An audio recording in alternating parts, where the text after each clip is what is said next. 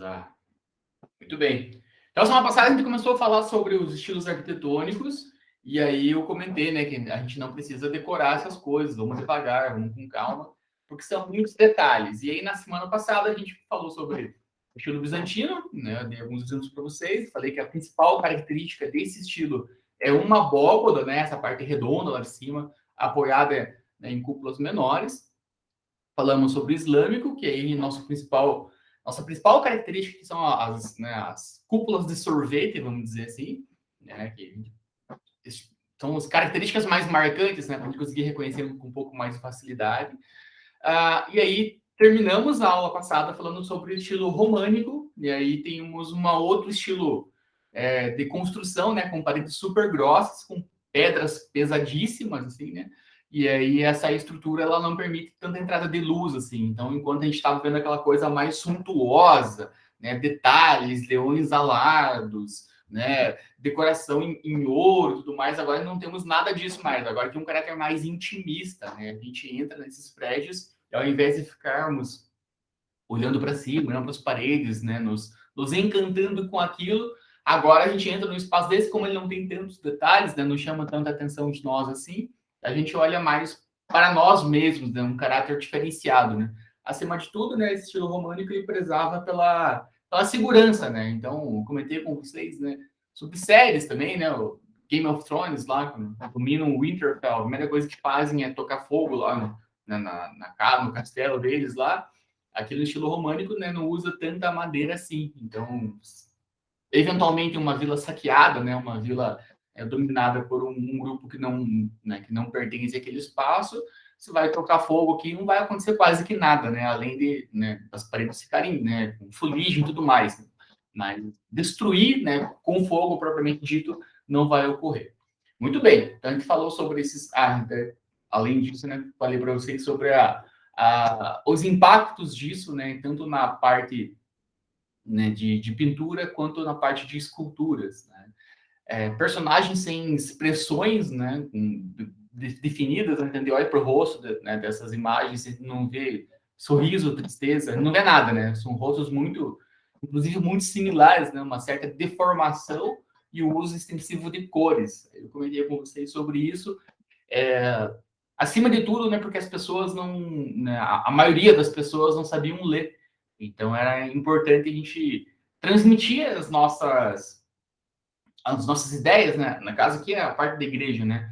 Ideias, valores, de uma forma que qualquer criança olhasse e conseguisse interpretar algo, né? Conseguisse tirar algo daquilo. Né? Então aí por isso a gente usava bastante, né, a ideia de pinturas, e eu comentei com vocês também que nas igrejas católicas, né, eu não sei porque eu não frequento outras igrejas, né, na verdade nem católico eu frequento, tem as estações de Cristo, né, que eu comentei com vocês, né, para simbolizar, né, toda a parte de crucificação e tudo mais, sem nenhum texto, né, só o desenho, né, só esculpido geralmente, né? Geralmente são, né, pequenas tábuas de madeira, né, que mostram todo o caminho dele até a crucificação. Eu não sei se ele passa disso, né, se ele ressuscita nessas estações, sei lá, pouco importa. O que interessa para nós aqui é entender que a arte, né, aqui no caso arquitetônica, né, falando sobre edificações principalmente, vai refletir também em outros tipos, né, de produções, né? Aqui, sobretudo a pintura e as esculturas. Falei para vocês sobre essa igreja aqui em Ponta Grossa, né, para não ficar dando só exemplos na Europa, né, que tem essa mesma característica. E aqui os frontões, né? Acho que paramos por aqui na aula anterior. E agora a gente reinicia, né, falando sobre o estilo gótico. De novo, eu vou ler essas coisas para vocês, mas, né, a gente passa depois os slides e esse material é muito fácil de encontrar na internet, então não se preocupem em decorar isso, né, sendo mais uma vez repetitivo. Como eu comentei, né, na semana passada, cada estilo ele se contrapõe ao outro, né, então ele tenta deixar sua marca, né, então se eu estou vindo, né, de um estilo em que as paredes são extremamente grossas, né, tem pouca abertura de luz, os tetos são planos, né, pouco uso de madeira, né? E eu quero me diferenciar disso, eu vou ter que fazer quase que totalmente ao contrário, né, desse estilo para eu marcar minha época, senão eu vou ser só apenas uma continuidade do estilo vigente. O gótico faz justamente isso, né? Então a gente está vindo lá do estilo, né, românico, e aí nasce o estilo gótico, né?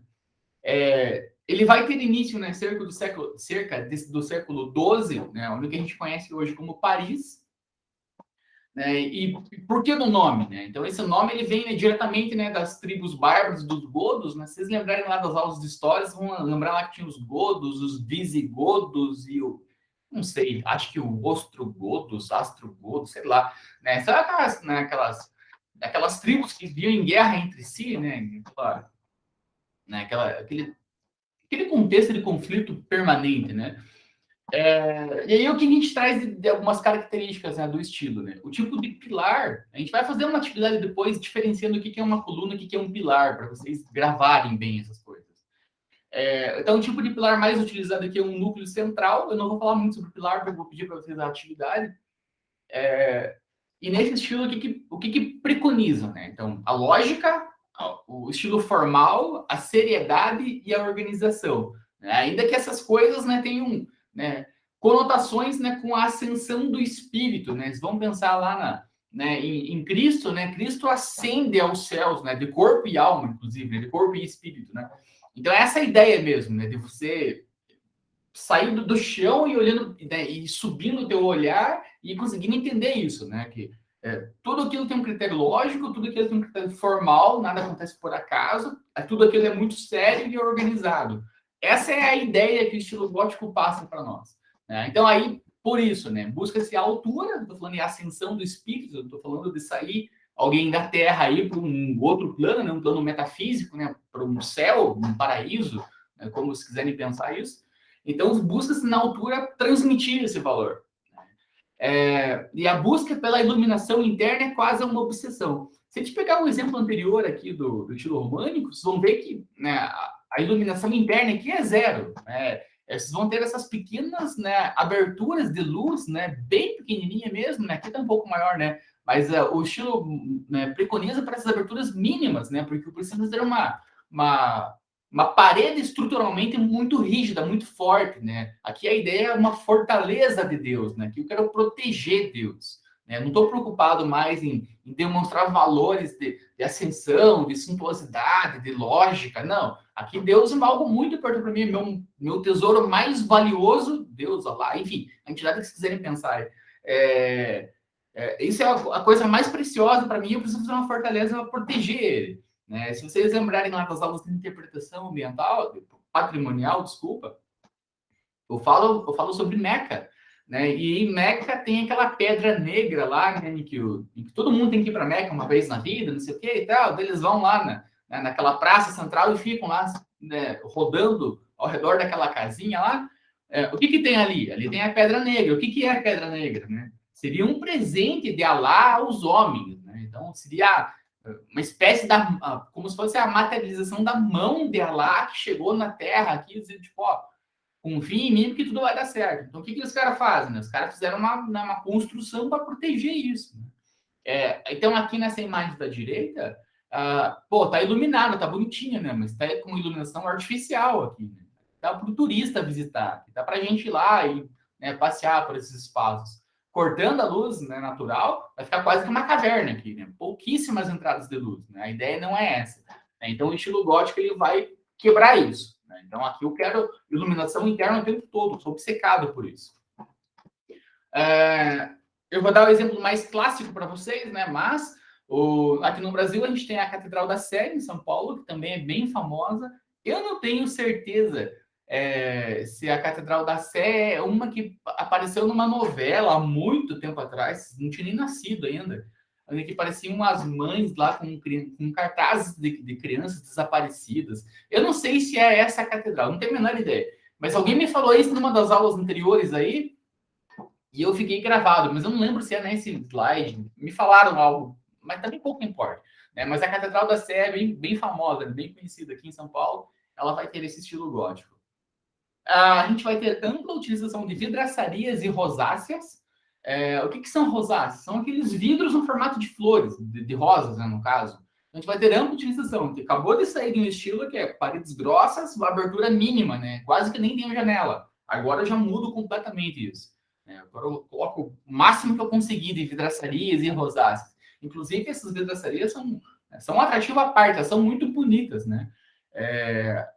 Não sei se esse ano certamente não vai dar tempo, mas no ano que vem é muito legal a gente fazer uma cida técnica na nossa catedral aqui de Ponta Grossa, né?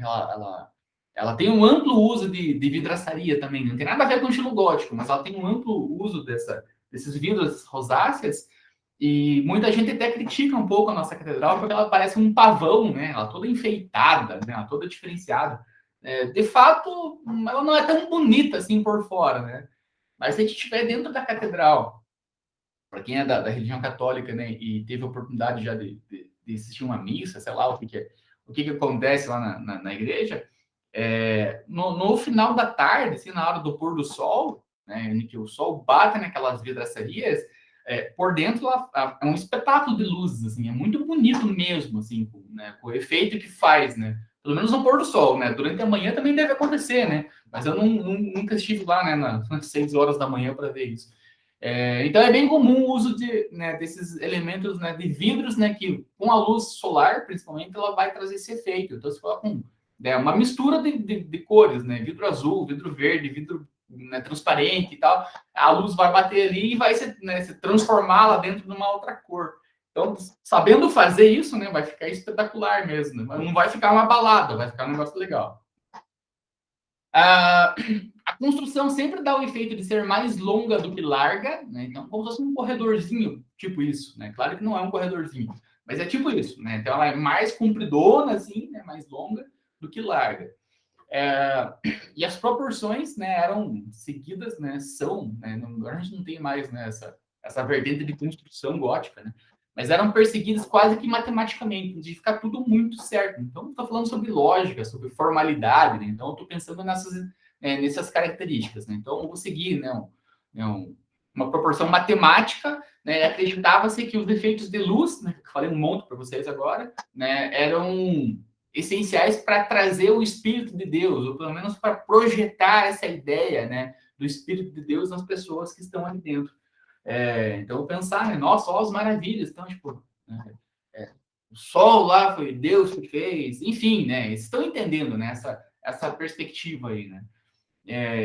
Eu não gosto muito de ficar falando em Deus, né, porque eu não sei a religião de vocês e talvez não tenha nenhuma, inclusive, mas o mais importante é que a gente pensar que, né, trazer essa ideia para as pessoas que estão ali frequentando, né, que essa dádiva, né, tem gente que faz lá culto ao sol, culto não sei o quê, enfim, né, então é essa a ideia de tentar, né, transparecer esses valores ou deixar menos abstratos esses valores, né, então, ó, as pessoas conversam com Deus, mas Deus não responde, pelo menos não diretamente, né, então aí você traz, né, essa ideia, né? Tipo, olha, as maravilhas, né? Geralmente é associado a coisas da natureza, são muito comuns a isso, né? Ó, que Deus fez esse cânion, isso aqui e tal. Enfim, né? Não vou entrar nesse mérito hoje. Nosso principal exemplo, né, da arquitetura gótica é a Catedral de Notre-Dame em Paris, né? Não tem como fugir dela, né? É o principal elemento. Então, aqui vocês já observam, né, várias das características que eu comentei com vocês, né? Podem perceber que a frente dela, nessa imagem, pelo menos na minha esquerda aqui, ela é estreita, né? Ela é pequenininha. E isso era na imagem da direita, né? Ela é compridona, então ela é mais estreita do que larga, né? Já tem a primeira característica aí. E a frente dela, na verdade, é um pouco mais larga do que o corpo dela, né? Então a gente tem essa perspectiva bem, bem detalhada. O uso de rosáceas, né? Que falei para vocês, né? Tá aí, né? Então, o meu mouse está aqui, né? Aqui na parte frontal, né, a gente vai ter, né, um elemento, e principalmente aqui na parte lateral dela, né? Que tem essa maior e uma mais em cima. Né? Na verdade, já tem várias disso, né? Em todo o decorrer da Notre Dame, né? Ela é super alta, né? Vocês estão observando aí. E não sei se vocês vão lembrar, mas há alguns anos, também não sei quantos anos, sei lá, talvez 3, 4 anos, né? Se alguém souber, coloca no chat aí. Essa torre que está meu mouse aqui, ela pegou fogo, né? Estavam fazendo alguma reforma, não sei explicar o que estava acontecendo, né? E infelizmente foi incendiado né, essa torre, né? A Notre Dame ficou fechada durante muito tempo. Agora ela está aberta de novo, né? Mas estão reconstruindo ainda e vai ficar reconstruindo por um bom tempo, né? Eu lembro que à época foi comentado que o principal problema de ter pego fogo, né? Chamavam de flecha isso, né? Não sei se foi um termo cunhado na época que pegou fogo ou já era, né, característico dela. Mas o principal problema dela é que né, as árvores, né, a madeira original, né, dessa torre, a gente não tem mais árvore do tamanho suficiente para fazer ela. Né? Então a gente tem um grande problema aí, né? A gente começa a pensar sobre, né, o desenvolvimento não sustentável, né, o grande problema, né, do ciclo econômico, né, tão extenso assim, né, que a gente não deixa as coisas mais existirem. Né? Então a gente perdeu uma parte importante da história aqui. O que mais que eu preciso? Uso de luz, mas aqui não vou ter nenhuma foto dentro da Notre Dame. Falha minha, né? Eu preciso colocar umas fotos do interior da Notre Dame. Mas isso é fácil vocês encontrarem no Google Imagens lá. Joga Notre Dame e vocês vão ver um monte lá. Notre Dame tem um poder muito forte em relação à cultura popular. Né? Vocês devem ter assistido ou pelo menos ouvido falar, né, de uma animação chamada Corcunda de Notre Dame, né, que seria um corcunda que vive aí nas torres da igreja.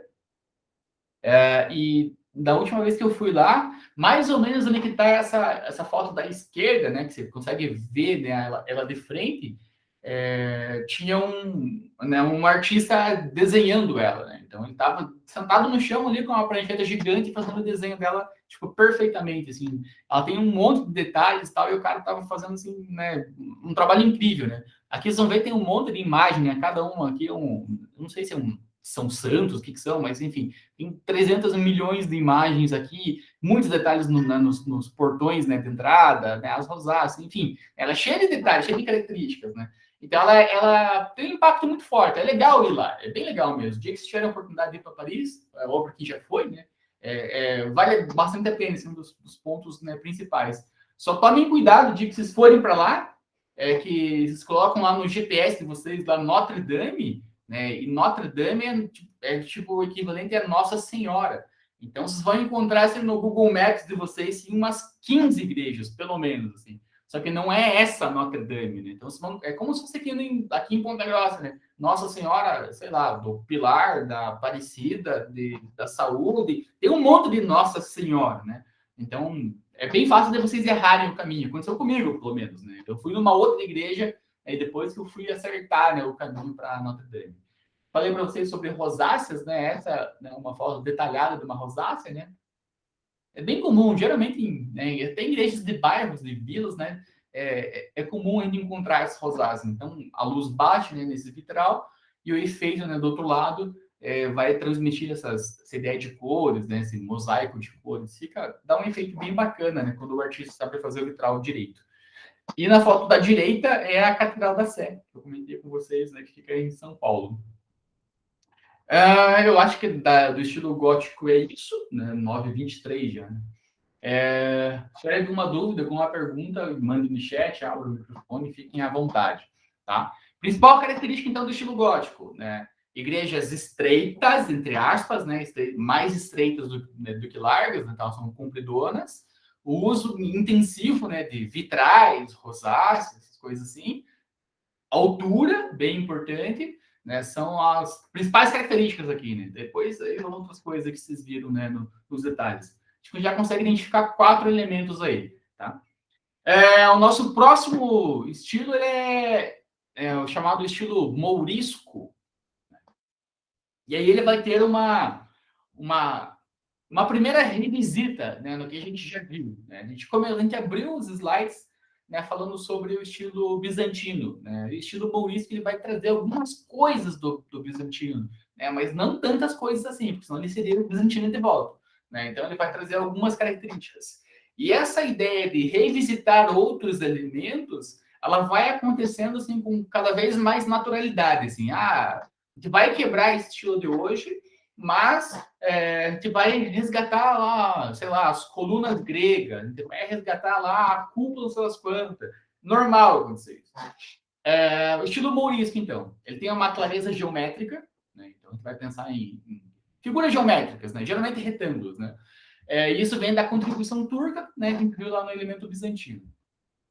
Lá na Espanha, que é o mais comum de se encontrarem, né, esse estilo, existe uma floresta, né, entre aspas, aí, né, de colunas, né, que sustenta os palácios cobertos, ó, cheio de elementos aí, cobertos com telhados em formato de abóbora. Né? Então, a gente vai ter lá o elemento da abóbora, mas não uma abóbora em cima da outra, como era o estilo do bizantino. Agora, essas abóboras estão em cima de colunas. Né? Só que para sustentar essas abóboras, eu preciso pôr várias colunas. Né? E para eu ter várias colunas, você vai dar esse efeito, né? Essa ideia de florestas. Né? Porque um monte, né, de coluna vai dar essa percepção. As nervuras, depois eu vou mostrar para vocês assim, né, nos desenhos fica mais fácil de entenderem essa ideia de nervuras, né, mas vai lembrar um pouco assim quem trabalha com artesanato, com crochê, essas coisas assim, vai lembrar um pouco disso. Elas cruzam-se, então, tipo, é entrelaçado, né? Criando, né, em vários sentidos, criando uma rede de alvéolos, né? Alvéolos são lembrados das abelhas, dá muito buraquinho e tal. Vou mostrar nas imagens, fica muito mais claro eu explicar isso nas imagens do que ficar explicando para vocês aqui, né, com texto. Né? Mas essa é a principal característica, essa terceira linha é a principal característica do estilo mourisco. Essas nervuras que se ramificam, se cruzam em vários sentidos e faz um monte de buraquinho. O efeito espacial é algo fluido, ilimitado e misterioso. Já vamos ver isso nas imagens, fica mais claro. As saliências e reentrâncias, né, das paredes fazem que a superfície pareça uma gaiola de rendas. Essa é a expressão que eu queria usar. Não era crochê. Né? Essa ideia de rendas. Né? E o estilo mourisco chega ao máximo do requinte no Palácio da Alhambra. Não sei se é assim que fala, ou se é Alhambra, não tenho a menor ideia, não sei falar espanhol. De Granada, né, construído durante a Baixa Idade Média, e por isso, né, mesmo estando no Ocidente, surge como imaginário coletivo para a representação característica, né, das Mil e Uma Noites. Eu confesso para vocês que eu nunca li, nem assisti as Mil e Uma Noites, não tenho a menor ideia do que se trata, assim, com detalhes. Eu lembro que há uns 2 anos atrás, que eu estava dando essa aula, uma aluna me falou que, né, eu fiz esse mesmo comentário e a aluna, né, me explicou para a turma o que era as Mil e Uma Noites. Eu nunca li, e eu acho que eu nunca vou ler. Mas parece que, né, de grosso modo, na cultura árabe, né, na cultura, né, enfim, né, é uma menina que ela é presa, né, não sei exatamente por quê, e ela vai ser executada. E para ela não ser executada, né, para ela tentar sobreviver, ela pensa numa estratégia, né? E a estratégia que ela, né, que ela toma é quando o executor dela chega, né, para retirar ela da cela, para matar ela na cela, não tem a menor ideia, ela propõe para ele contar uma história antes dele matar ela. Antes de você me matar, tem que contar uma história. E aí ele topa, né? Só que essa história, né, a ideia principal dela não é contar a história, é, né, sobreviver o máximo de tempo possível, né? Então ela passa lá as 1001 noites contando essa história para o cara, né? E com isso ela vai postergando, né, a sua execução. E aí no final eu não sei dizer para vocês se ela é morta ou se ela se salva, né? Porque essa pergunta foi a que eu fiz para, né, a aluna, e ela falou para mim, não, aí você vai ter que ir atrás, né? Você vai ter que ler o livro, você vai ter que assistir o filme. E eu confesso que eu fico com preguiça de ir atrás disso, né? Talvez vocês saibam. Sherazade, o Diego deu um spoiler para nós aí, né? Ela se salva, né? Então, eu imaginava que ela se salvava, né? Porque é uma história, né, bastante popular, né? Assim que fala, Sherazade? Tipo a Raquel Sherazade lá. Isso, exatamente, é assim mesmo. E ela se salva. Na verdade, é uma coletânea de histórias parecida com a Bíblia, né? Então são histórias desde o século VII, mais ou menos, até o século XIV. Então eles colocam tudo numa coletânea. Eu já pude ler todos os livros faz tempo, mas eu li todos. E a história é incrível. E na verdade, ela ela se salva. Esse cara era um cara doidão, então ele tinha sido traído, né? Ele virou corno, e daí ele matava todas as mulheres que ele casava. Ele casava com uma mulher todas as noites, né? E eu não sei de onde que tinha tanta mulher naquela época, mas enfim. Mas essa Sherazade daí ela contava uma história para ele toda noite e ela deixava ele na curiosidade para poder viver mais um dia, e no final, depois dessas 1001 noites, eles vivem felizes para sempre. E o legal é que, na verdade, essa coletânea traz muitas histórias que são até certo ponto verídicas, né? Elas se misturam, é bem interessante, são contos bem legais. Até eu ia te perguntar, se era uma história só, que ela vai dando sequência, tipo, a história da vida dela, enfim, ou ela tá contando Uma Não, Nárnia, algo sei não, lá. são diversas histórias, são várias histórias, e muitas dessas histórias, eu não sei, a pessoa que escreveu o livro teve a inteligência de pegar vários contos tradicionais lá do mundo árabe e reunir, inclusive usado como um registro histórico também, porque quando você lê algumas histórias, eles começam a falar, por exemplo, da Idade Média, do pessoal lá da França, da Inglaterra, mas eles não falam quem que são. E aí você começa a deduzir quem que eles são. É bem interessante, as histórias são bem legais mesmo. Poxa, que legal. Agora fiquei mais curioso para ler, de verdade. Não. O filme deve ser ridículo, então, né? Porque são 7 séculos de histórias aí para resumir num filme, deve ser Ah, não, não, o filme é uma porcaria. Hein? como quase tudo, né? Adaptado para o cinema fica ruim. Muito bem, então tivemos vários spoilers aí e histórias, né? Legal, né? Bem bacana, né? A história é interessante. Despertou mais interesse de verdade. O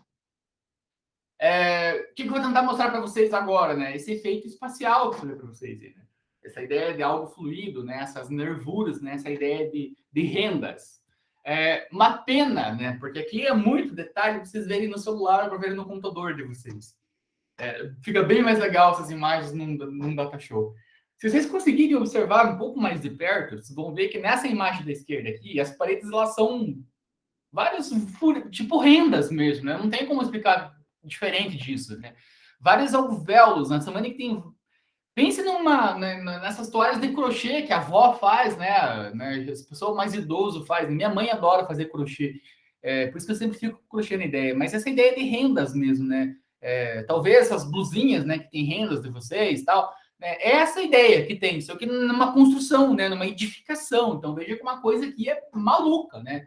É, é o ápice do requinte e da paciência, né? Vamos pensar que hoje a gente não faz isso de jeito nenhum, mas hoje a gente teria ainda várias ferramentas que nos auxiliariam, né? Então aqui os pedreiros da época, né? Falando em pedreiro, né?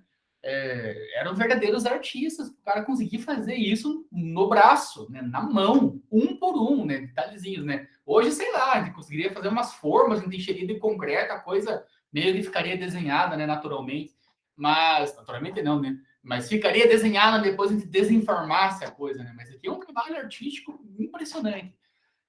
Outro detalhe que eu falei para vocês, né? A floresta de, né?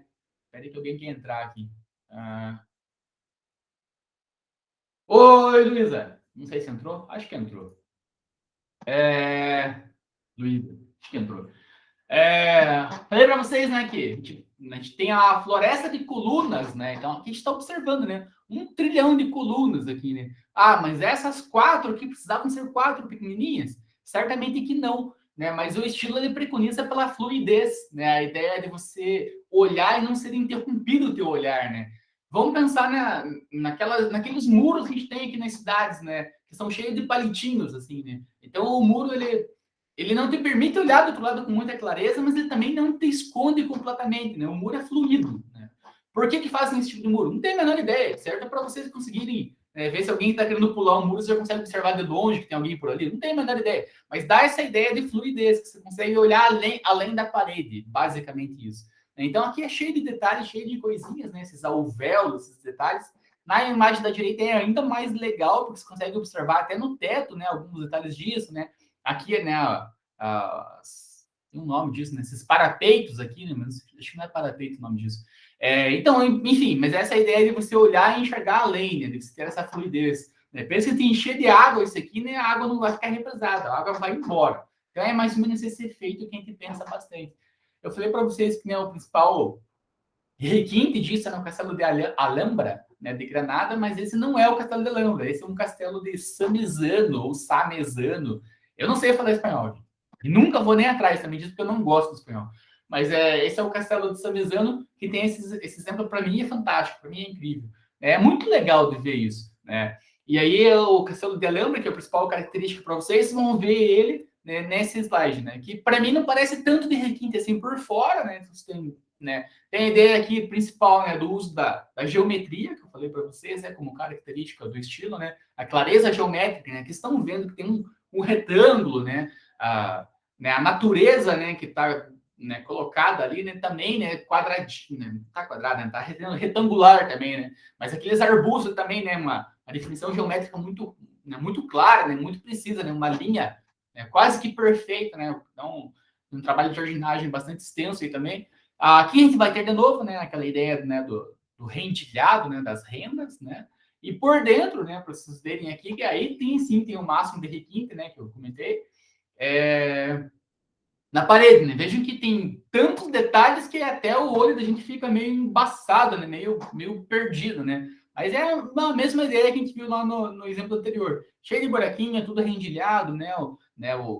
A ideia das toalhinhas de crochê lá, né? Que a minha mãe faz lá com florzinha e panda e boneco e urso e tal. Então, aqui a gente vai ter todo um desenho, né? A partir, né, de aberturas menores e maiores. É um trabalho artístico sensacional, algo, né? Exorbitante, né? Que vai pensar, né?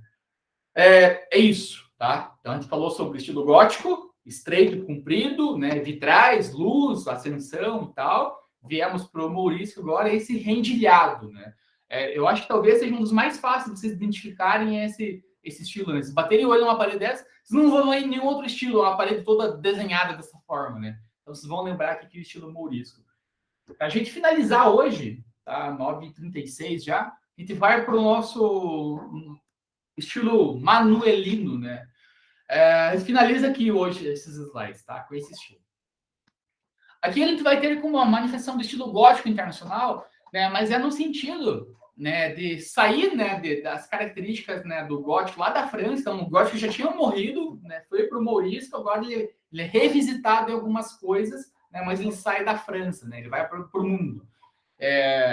Mas, de novo, não vai ter tudo aquilo. Então, vai ter aqui a ideia de altura grande, né, que vai chamar atenção para nós, coisas estreitas, né? O uso de vitrais não vai aparecer mais. Então, assim, é uma adaptação do gótico.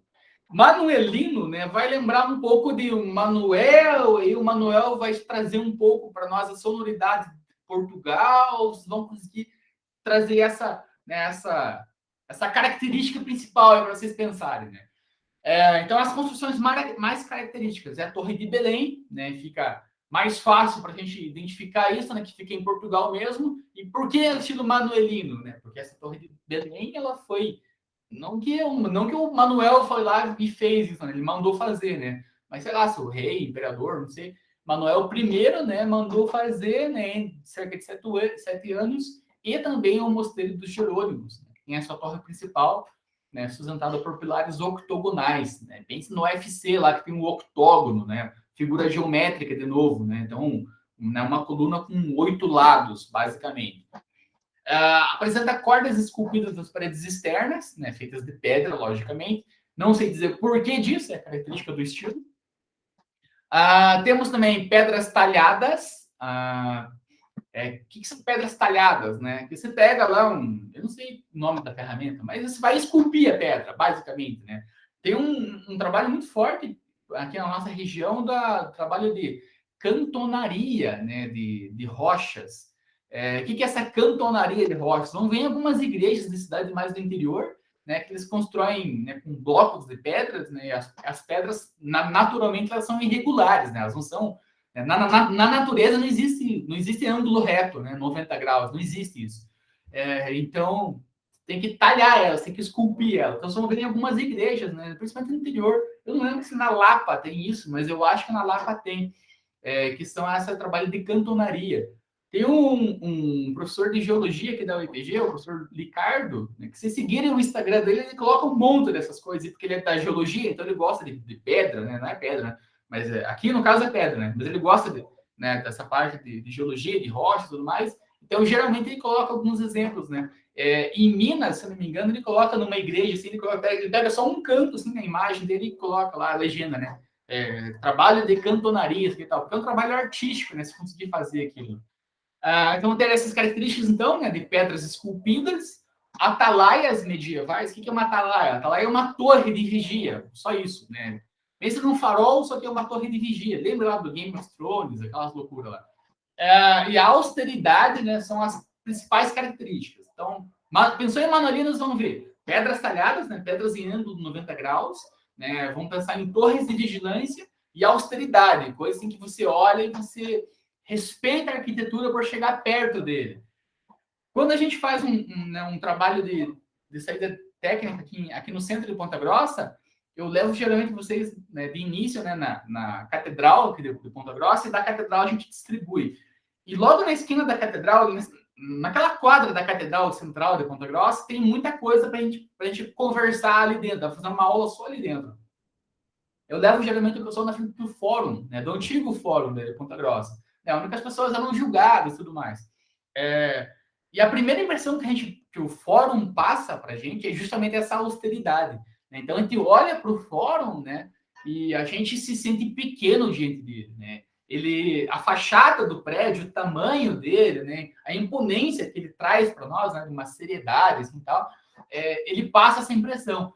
Eu não sei se foi proposital isso ou não, né, quando foi construído, porque eu não conheço a história, né, de cada prédio aqui da cidade. Faltou a professora Márcia para contar para nós detalhes. Mas passa a impressão de que, poxa, você está chegando num lugar que você vai ser julgado e é um prédio gigantesco, parece aquele prédio que quer desabar em cima de você. Né? Então, passa essa impressão. Né? Então, é a arquitetura nova mexendo com os nossos sentimentos, né? Com com o nosso imaginário, com nossos valores. Né? Tem essa vertente bem legal que a arquitetura passa para nós. Essa é a Torre de Belém, que eu falei para vocês, né? Construída por Manuel I, né? Tem em Portugal, né? Não conheço, nunca fui, né? Mas, de novo, né? É uma atalaia, né? Uma torre de vigilância, né? Tá perto da costa, então se estou ouvindo navios, né? Me atacar, eu tenho uma visão privilegiada, né? Estou bem alto, consigo enxergar um horizonte maior do que se estivesse, né, na beira da praia, né? Então, tem essa ideia, né? Tem uma torre de vigilância que tem essas características principais aí, né? A altura, ela é estreita e comprida, né, nessa vertente principal aí, né? As duas imagens são da Torre de Belém, né? Não tem muito o que falar para vocês. Além da Torre de Belém, comentei com vocês que outro exemplo característico é o Mosteiro dos Jerônimos, né? Que é esse mosteiro aqui, né? Mesmos elementos aqui vocês estão vendo, né, que traz a ideia, né, dos pilares octogonais, né, que também não dá para ver muito bem aqui, né, mas aqui dentro, né, esses pilares, né, que estão sustentando, né, a abóbada central, né, do mosteiro, elas são, né, elas têm 8 lados, né, e cada uma dessas faces, né, desses ladinhos, né, totalmente esculpido, totalmente detalhado, né, de novo, né, traz os elementos do gótico, né, por ser estreito e comprido, né, mas não traz mais o efeito de luz desejado pelo gótico. Então aqui não tem mais aquelas rosáceas, aquelas loucuras, né? Então tem que toda a iluminação interna aqui é tudo artificial, né? São pontos, né, colocados estrategicamente para detalhar, né, alguma coisa ou outra, né, do estilo, né, mas sem o uso de luz natural, né? De novo, austeridade, grandiosidade, né? Aquela coisa que a gente vem comentando. Né? Falei para vocês sobre cordas esculpidas né, em formato de pedra. Né? Aqui vocês não vão conseguir ver, né, porque a imagem está distante, né, mas aqui um pouco mais aproximado, né, do próprio, né, mosteiro dos Jerônimos. E aqui vocês conseguem observar, né, que ao lado da janela aqui, né, vocês vão ter cheio de detalhes, cheio de coisaradinhas. E aqui em cada uma das laterais, né, tem uma espécie de lança aqui, né? Mas não são lanças, né? Se tivesse no Datashow isso não vê melhor, né? Que são cordas, né? São esculpidas, né? Um bloco de pedra com desenho assim, como se fosse uma corda toda retorcida, né? Uma corda mesmo, né? Não tem muito o que falar para vocês além disso. Pena que não tá dando para ver os detalhes aí. O uso disso, né? São principais características. Né? Então, alto, estreito, né? Austeridade, esculpido cordas dos lados, não tem a menor ideia do porquê, e pilares octogonais, né? Pilares com 8 faces. Essa é a principal característica, essas são, né, as principais características do estilo manuelino. Depois disso, a gente vai para o estilo renascentista, só que eu prefiro nem começar o renascentista agora, porque o Renascimento ele traz para nós, né, vários elementos aí que a gente merece trabalhar com um pouco mais de tempo, além dos nossos 5 minutos finais de aula. Aí. Até porque o Renascimento vai impactar em outras coisas, né, além da arquitetura para nós. Então, terminamos por aqui hoje. Né? Então, vimos mais 3. Né? A aula anterior foram 3, hoje mais 3. Concentre-se nessas características principais que eu passei para vocês, mas não se preocupe em decorar isso. Né? Tipo, tem que ser no centro de Ponta Grossa agora, e procurando essas coisas, né? Calma, né? Vai devagar, a gente vai pegando todos os detalhes ao longo do tempo mesmo. Esse aqui é tempo, porque é muita coisa e nossa aula é muito condensada, né? Para conseguir trabalhar todos os elementos. O ideal seria se nosso curso de turismo fosse na Europa, né? E aí a gente faria um campo para cada um dos estilos, aí seria o cenário perfeito, né? Mas como não dá, a gente vai nas fotinhas mesmo. Beleza? Mais alguma pergunta? Mais alguma pergunta? Não teve nenhuma. Alguma pergunta? Alguma característica? Alguma curiosidade? Né? Algum exemplo a mais? Fiquem à vontade para escrever ou para falar algo. Enquanto isso, eu vou desconectando tudo aqui.